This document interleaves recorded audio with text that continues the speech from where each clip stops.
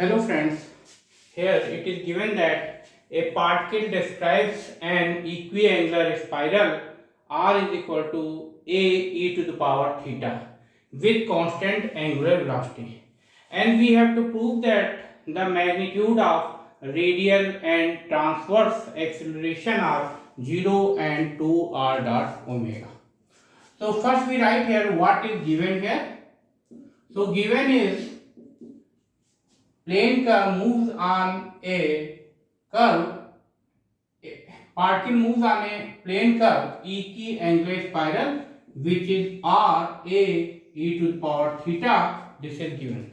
Here the particle moves on this plane curve equiangular spiral r is equal to a e to the power theta. This is given. And the second information is given here, angular velocity is constant. So it is given that angular velocity this is equal to constant, and we know that angular velocity is d theta upon dt, and we suppose that this is equal to omega. This is constant here. So here two information is given. Particle moves on the plane curve equiangular spiral, that is r is equal to a e to the power theta, and the angular velocity is constant here, that is d theta upon dt, that is omega. Suppose that. Now we have to prove that here magnitude of radial acceleration is 0 and the magnitude of transverse acceleration is 2r dot omega. So first we find here what is the magnitude of radial acceleration. So we know that radial acceleration, formula of radial acceleration is d2r by dt2 minus r d theta upon dt whole square. We know that this is the formula for radial acceleration. This is the component of acceleration along the radius vector. So first we differentiate one with respect to time. So we get here dr upon dt, this is equal to d by dt of a e to the power theta. Here we can see that this a is constant here, so taking outside the differential operator, so d by dt of e to the power theta.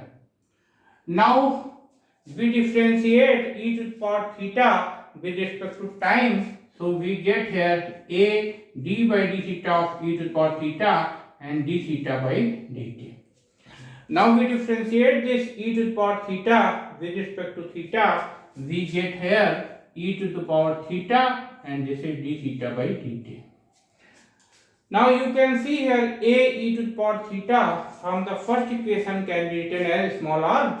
So dr by dt, this is equal to r, and here d theta by dt, this is equal to omega from second equation. So we find here dr by dt, this is equal to r omega.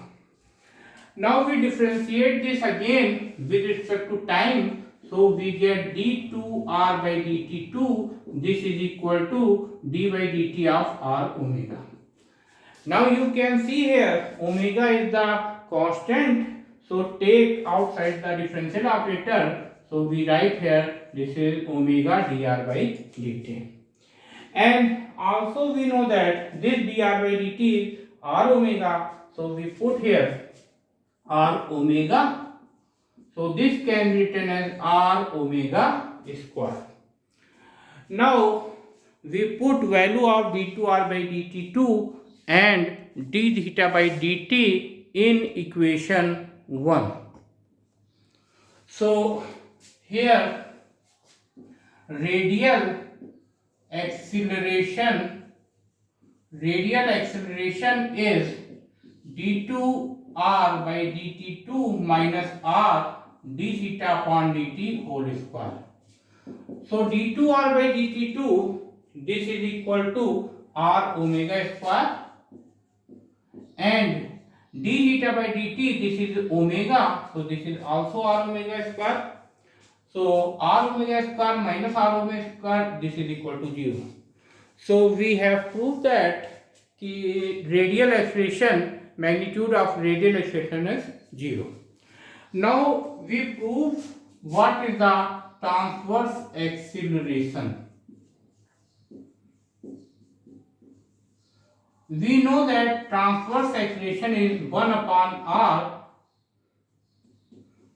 d by dt of r square d theta upon dt.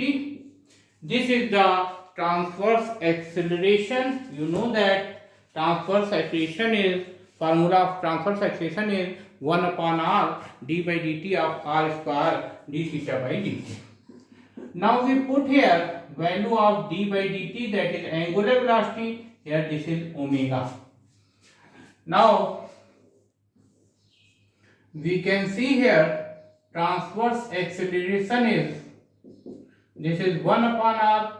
Now omega is constant here, so we take it outside the differential operator and write here d by dt of r square.